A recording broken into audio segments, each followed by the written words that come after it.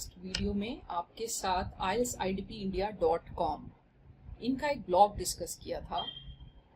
IELTSindia.com blog IELTS band 9 essays, ठीक है, ये आपकी स्क्रीन पे दिख रहा है। हमने डिस्कस किया था how to write a 9 band essay in IELTS writing task 2, कैसे लिखा जाएगा, क्या उसके स्टेप्स हैं, क्या चीज़ें आपको ध्यान में रखनी है। फिर एक सैम्पल डिस्कस किया था। अगर आपने वो वीडियो नहीं देखा तो हमारा लास्ट वीडियो है, उसको जाके देखिए।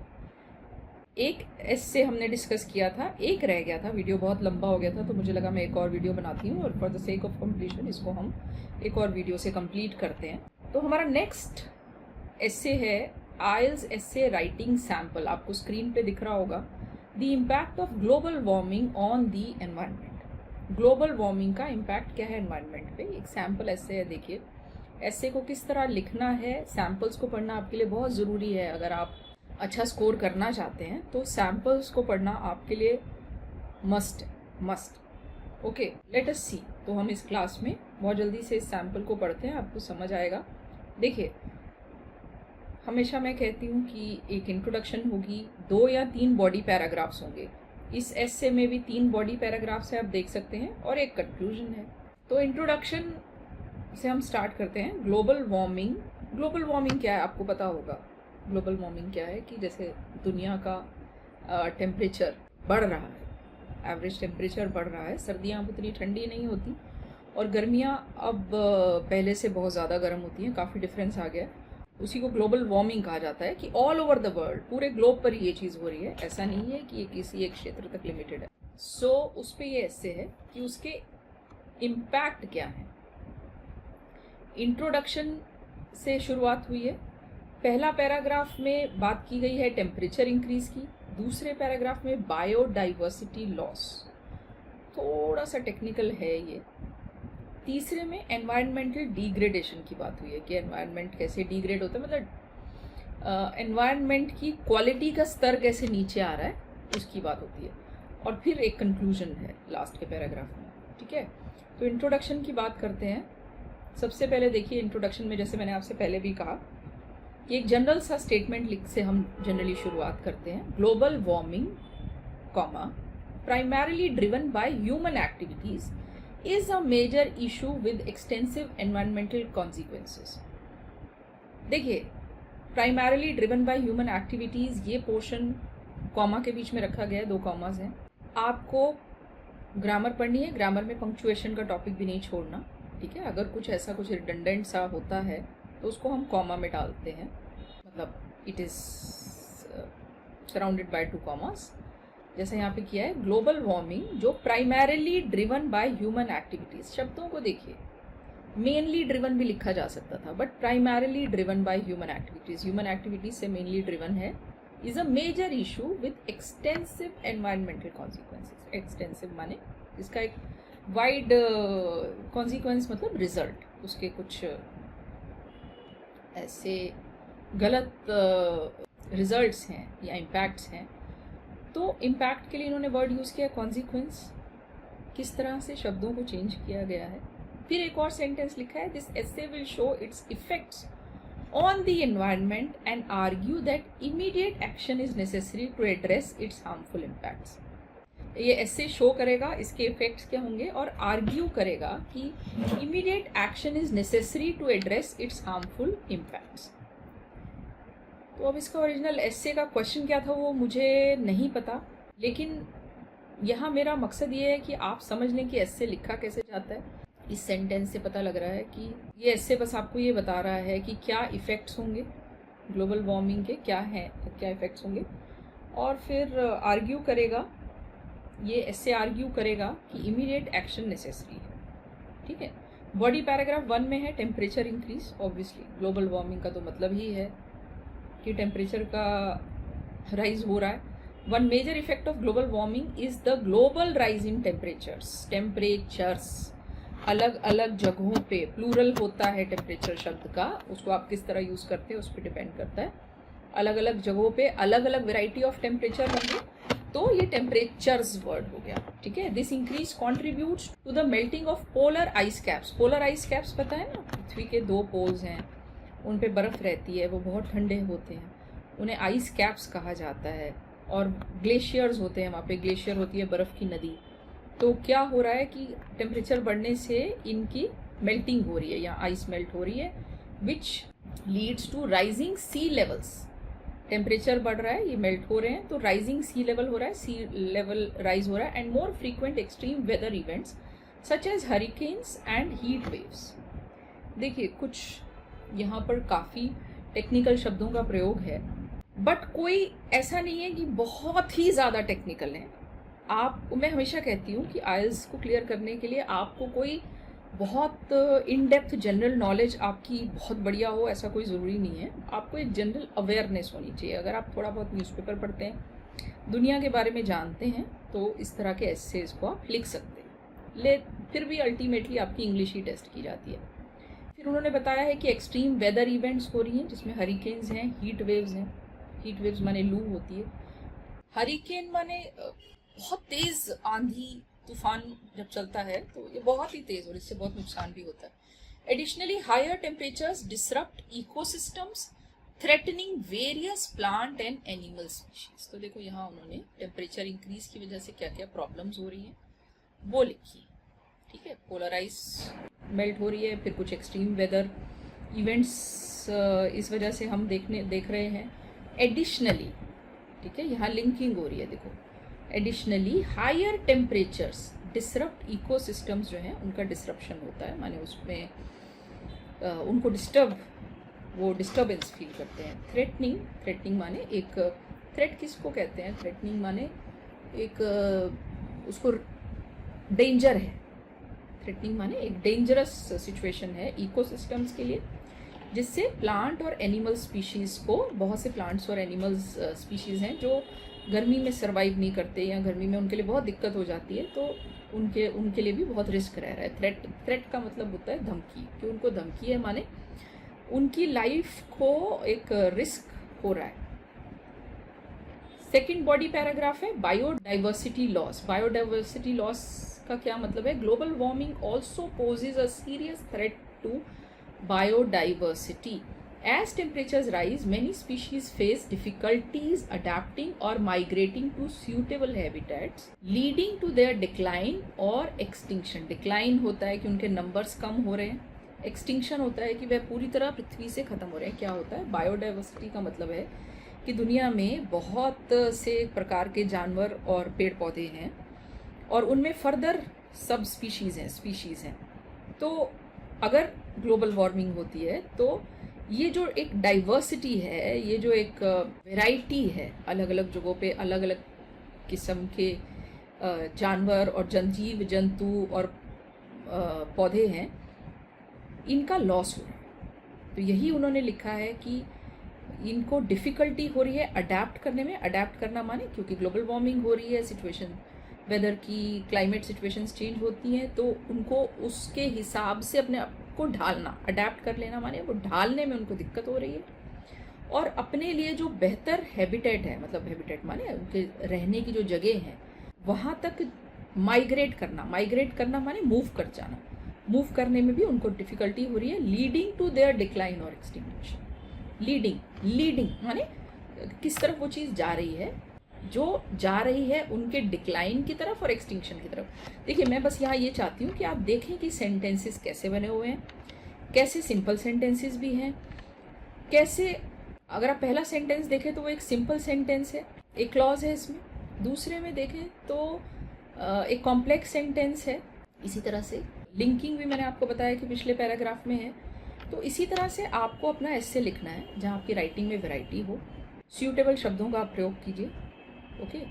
और एस्से का फ्लो ठीक होना चाहिए, बात रेलेवेंट होनी चाहिए। The resulting loss of biodiversity undermines ecosystem stability. Ecosystem की एक स्टेबिलिटी होती है, हर सिस्टम एक स्टेबिलिटी पे चलता है, माने कि उसके जो कंपोनेंट्स हैं या उसके जो पार्टिसिपेंट्स हैं वो एक दूसरे के साथ एक तालमेल के साथ चलते हैं। जब एक को नुकसान होता है तो फिर बाकी भी नुकसान से बचे नहीं रहते, ठीक है। तो अगर ऐसा होगा तो स्टेबिलिटी लॉस होगी, उसका जो तालमेल है उसका लॉस होगा। As each species plays an important role in maintaining ecological balance. Ecological balance को मेंटेन करने में हर एक स्पीशीज़ अपना रोल प्ले करती है। जो जिन्होंने 8th-10th क्लास तक सभी साइंस पढ़ते हैं, जिन्होंने पढ़ी हुई है, उनको ये बात समझ आ रही होगी। मैं बहुत ज़्यादा साइंटिफिक टर्म्स के डेप्थ में यहाँ नहीं जाऊँगी, बहुत ही खामखा लंबा होगा ये वीडियो। फिर बॉडी पैराग्राफ 3 है एनवायरमेंटल डिग्रेडेशन। एनवायरमेंटल डिग्रेडेशन भी हो रहा है। Another impact of global warming is environmental degradation. Rising temperatures contribute to oceanic acidification. अगर टेम्परेचर राइज होता है तो ओशंस एसिडिक हो जाते हैं, जो इन्होंने लिखा है, which damages coral reefs and marine ecosystem. अगर मुझे कहा जाए तो पिछले 2 पैराग्राफ्स काफ़ी हैं, ठीक है। अगर आप बहुत ज़्यादा आपने साइंस नहीं पढ़ी है और ये शब्द आपके लिए बहुत ही मुश्किल हो रहे हैं, तो फिर पिछले 2 पैराग्राफ्स काफ़ी हैं, उनको थोड़ा सा एक्सपैंड करके आप लिख सकते हैं। मेरे हिसाब से आप एक आधा कोई, अगर आपको एग्जाम्पल याद आता है तो वो भी लिख सकते हैं और फिर कंक्लूड कर सकते हैं। But for the sake of completion हम इस पेज को पूरा पढ़ेंगे। मैं आपको पढ़ के बता देती हूँ, बट डीमोटिवेट मत होइए अगर आपको ये शब्द कुछ नए और कुछ विचित्र लग रहे हैं, कुछ आपने कभी ये शब्द सुने नहीं हैं। तो बेसिकली वो यहाँ पर यही बताना चाहते हैं कि कई इकोसिस्टम्स हैं, कोरल रीफ्स हैं, मरीन इकोसिस्टम होता है, जो आपका समुंदर का इकोसिस्टम होता है, उसको डैमेज हो रहा है। फर्दर मोर, यहाँ पर ये ध्यान दीजिए कि उन्होंने एक पॉइंट लिखा, फिर फर्दर मोर से एक और पॉइंट ऐड किया, ठीक है। पिछले पैराग्राफ में उन्होंने एडिशनली से ये काम किया था, अब वो फर्दर मोर से कर रहे हैं। Increased carbon dioxide levels create oceanic dead zones harming marine life. Deforestation driven by the need for resources and agricultural land worsens global warming by decreasing the Earth's ability to absorb carbon dioxide. Deforestation क्या होता है? जो एक बहुत ज़्यादा पेड़ों का कटना हो जाता है और उसकी वजह से फॉरेस्ट खत्म हो जाते हैं, तो उसे डिफॉरेस्टेशन कहते हैं। Driven by the need for resources, जो ड्राइव हो रहा है, ड्रिवन बाय माने कि उसके पीछे जो ड्राइविंग फोर्स है वो ये है कि लोगों को वो ज़मीनें चाहिए, रिसोर्सेज चाहिए जो वो फॉरेस्ट उन्हें दे सकते हैं। फॉर एग्जांपल पेड़ काटने से लकड़ी मिलती है, वहाँ जो ज़मीन उपलब्ध है वो ज़मीन मिलती है क्योंकि घर बनाने, अर्बनाइजेशन करना है, और एग्रीकल्चरल लैंड चाहिए। Worsens global warming by decreasing the earth's ability to absorb carbon dioxide. Earth की जो एबिलिटी है कार्बन डाइऑक्साइड एब्जॉर्ब करने की, आपको पता होगा कि पेड़ पौधे कार्बन डाइऑक्साइड एब्जॉर्ब करते हैं जिसे इंसान छोड़ते हैं। तो ये एक साइकिल चलती है कि पेड़ पौधे जो हैं, फॉरेस्ट होंगे, पेड़ पौधे होंगे, जितने मात्रा में, ज़्यादा मात्रा में वो एब्जॉर्ब करेंगे कार्बन डाइऑक्साइड को, जिसको हम छोड़ेंगे, और वो जो ऑक्सीजन छोड़ेंगे उसे हम लेंगे। तो ये एक साइकिल चलती है, ये एक बैलेंस है ना, जो हमारे सिस्टम को स्टेबल बनाता है। तो इससे क्या होगा, वर्सन ग्लोबल वार्मिंग और आगे वर्स होगी, क्योंकि अर्थ की एबिलिटी जो है कार्बन डाइऑक्साइड को एब्जॉर्ब करने की वो घट जाती है, और जितनी कार्बन डाइऑक्साइड रहती है हवा में वो अर्थ को और फर्दर फिर गर्म बनाती है। अगेन हम इसके डेप्थ में नहीं जा रहे, आप देखिए कि कैसे ऐसे लिखा गया है, किस तरह लिंकिंग हो रही है, कैसे 3 पार्ट्स में उसे डिवाइड किया गया है। एक कोर टॉपिक लेके, एक कोर आइडिया लेके उसके इर्द गिर्द एक पैराग्राफ को बनाया जाता है। उसके बाद फिर एक कंक्लूडिंग पैराग्राफ है। To conclude, global warming has significant effects on the environment including temperature rise, biodiversity loss and environmental degradation. अब ये जो 3 पैराग्राफ्स लिखे थे, तीनों के जो कोर आइडियाज़ थे, वो तीनों इम्पैक्ट्स थे, इफेक्ट्स थे, उनको यहाँ इन्होंने सम अप कर दिया है कि ये सिग्निफिकेंट इफेक्ट्स हैं। सिग्निफिकेंट होता है मेजर, इफेक्ट्स हैं। Urgent and collective action is required to combat this issue. Urgent मतलब बहुत जल्दी से जल्दी, और कलेक्टिव माने सभी की तरफ से एक एक्शन होना चाहिए। Is required to combat this issue. Combat this issue का मतलब होता है कि उससे लड़ने के लिए, कॉम्बैट माने किसी से मतलब वॉर करने के लिए, लड़ने के लिए हमें ये एक्शंस चाहिए। Such as reducing greenhouse gas emissions. Greenhouse again ये बहुत टेक्निकल है, जिन्होंने साइंस पढ़ी उनको समझ आएगा। ग्रीन हाउस एमिशन का, जो ग्रीन हाउस गैसेस का एमिशन है उसको रिड्यूस करना चाहिए। अडॉप्ट करना चाहिए सस्टेनेबल प्रैक्टिसेस, ऐसी प्रैक्टिसेस जो लंबे वक्त तक हम कर सकें, अपने एनवायरनमेंट को हार्म करे बगैर। ऐसे कार्य, ऐसे एक्टिविटीज़ उनको अडॉप्ट करना चाहिए, यानी कि उनको हमें अपनाना चाहिए। And protecting natural habitats, natural जो जीव जंतुओं की और पेड़ पौधों की रहने की जगह है उनको प्रोटेक्ट करना चाहिए। Through concerted efforts we can mitigate the effects of global warming and safeguard our planet for future generations. Concerted effort होता है सबके द्वारा किया गया एफर्ट के द्वारा, through we can mitigate the effects of global warming and safeguard our planet for future generations. और हम उसको मिटिगेट कर सकते हैं, मतलब कम करना ग्लोबल वार्मिंग के इफेक्ट्स को, और अपने प्लैनेट को फ्यूचर जनरेशंस के लिए सेफ गार्ड कर सकते हैं। देखिए बहुत अच्छा है, इससे फिर भी मैं कहूँगी इन्होंने सम अप किया है। पहला सेंटेंस बहुत अच्छा है, दूसरा भी अच्छा है, बहुत लंबा अगर आप कंक्लूजन नहीं लिखना चाह रहे कोई ज़रूरत नहीं है। मैं हमेशा कहती हूँ कि बहुत लंबा लंबा लिखने की ज़रूरत नहीं है, ठीक है। तो इस तरह का आप एस्से लिख सकते हैं। इसके बाद इन्होंने कुछ टिप्स दिए हैं for writing band 9 essays. Always analyse the question deeply, हम हमेशा कहते हैं, मैंने ये गलती देखी है बहुत बार, क्वेश्चन को ध्यान से नहीं पढ़ा। क्वेश्चन को बहुत अच्छे से पढ़िए, टाइम लगाइए उसको। प्लान बिफोर यू राइट, लिखने से पहले प्लान कीजिए, planning is very important. Use varied sentence structures, पिछले वीडियो में भी हमने पढ़ा है, बार बार पढ़ते हैं। इस वीडियो में मैंने आपसे कहा कि सेंटेंस स्ट्रक्चर्स में वेराइटी होनी चाहिए, ऐसा नहीं है कि सिर्फ सिंपल सेंटेंसेस लिख के आ गए। सिंपल भी, कॉम्प्लेक्स भी, कंपाउंड भी। Stay formal and academic in tone, अपनी टोन बिल्कुल फॉर्मल रखिए, और बहुत एक एस्से को जो टोन रिक्वायर्ड होती है, आपने अभी देखा ऊपर कि किस तरह से कनेक्शंस बिठा रहे हैं हम वेरियस पार्ट्स में, किस तरह से एक बड़ा क्लीन अप्रोच है राइटिंग को लेकर, और किस तरह से कोई भी ऐसी एक बात नहीं की जो एक कैजुअल एरिया में फिट होती है। Proof read your work for clarity and coherence, अपने राइटिंग को प्रूफ रीड कीजिए, मैंने लिखने के बाद फिर उसको पढ़िए एक बार, ये भी मैं बार बार कहती हूँ। That's all. These IELTS essay samples illustrate the structure, vocabulary and coherence needed to achieve a band 9 score, ये बात मैं आपसे कह चुकी हूँ। फिर उन्होंने एक बात की है, practice writing within the time limits of the IELTS test, 40 minutes for writing section to enhance your skills. Practice कीजिए और देखिए कि आप 40 मिनट के अंदर अपना एस्से लिख सकते हैं या नहीं। उस चीज़ को आपको अचीव करना होगा। हम बहुत बार टिप्स भी देते रहते हैं।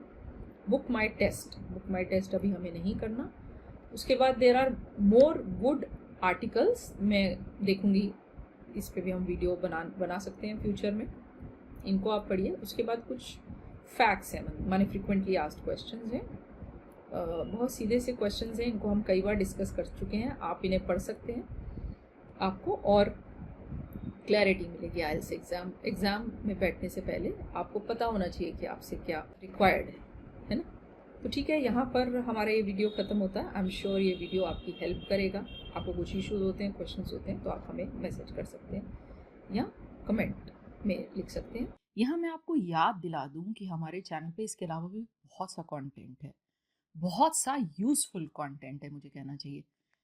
हमने उस सारे कंटेंट को मल्टीपल प्लेलिस्ट में डिवाइड किया है। हम आपको ग्रामर और वोकैबुलरी सिखाते हैं। ये आपकी मदद करते हैं अपनी लैंग्वेज को एक्यूरेटली लिखने और बोलने में। इसके अलावा हमारे चैनल पर ये प्लेलिस्ट है, from novice to pro, building strong writing and speaking skills. यहाँ हम आपको बेस्ट प्रैक्टिसेस सिखाते हैं जो आपकी मदद करते हैं इम्प्रेसिवली और इफ़ेक्टिवली राइटिंग और स्पीकिंग करने में। इसके अलावा हमारे चैनल पे पर्सनैलिटी डेवलपमेंट थ्रू कम्युनिकेशन करके एक प्लेलिस्ट है। इस प्लेलिस्ट में वो वीडियोस हैं जो आपको सिखाते हैं कि कैसे आप अपनी कम्युनिकेशन को ऑप्टिमाइज कर सकते हैं।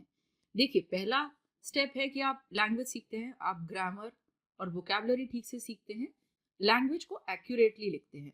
सेकेंड स्टेप है कि आपकी राइटिंग और स्पीकिंग थोड़ी इम्प्रेसिव हो जाती है। वो टिप्स हम आपको देते हैं from novice to pro, building strong writing and speaking skills वाली अपनी प्लेलिस्ट में। इसके सभी वीडियोस इंग्लिश में हैं। उसके बाद जो नेक्स्ट स्टेप है कि कैसे आप अपने कम्युनिकेशन को ऑप्टिमाइज कर सकते हैं, उससे रिलेटेड जो वीडियोस हैं वो सब के सब पर्सनालिटी डेवलपमेंट थ्रू कम्युनिकेशन हमारी इस प्लेलिस्ट में है। ऑप्टिमाइज करने से मेरा मतलब है कि आप अपनी कम्युनिकेशन स्किल्स की मदद से एक पर्टिकुलर सिचुएशन में से बेस्ट आउटपुट निकाल सकते हैं। ये प्लेलिस्ट आपको सिखाती है कि कैसे आप अपनी पर्सनल लाइफ को पीसफुल और प्रोफेशनल लाइफ को पीसफुल करने के साथ साथ उसमें ग्रोथ इंश्योर कर सकते हैं। इसके अलावा आपको हमारे चैनल पे आयल्स से रिलेटेड बहुत सा कंटेंट मिल जाता है। आप अभी जाइए और हमारी इन प्लेलिस्ट को ब्राउज कीजिए। अगर आपको हमारा मटेरियल यूज़फुल लगता है, and I can assure you हमारा मटेरियल यूज़फुल है, तो आप हमारे वीडियो को लाइक कीजिए, अपने कमेंट्स छोड़िए, अपने दोस्तों और फैमिली मेम्बर्स के साथ शेयर कीजिए। हम आपसे जल्द ही मिलेंगे अपने नेक्स्ट वीडियो के साथ। Bye bye, see you soon.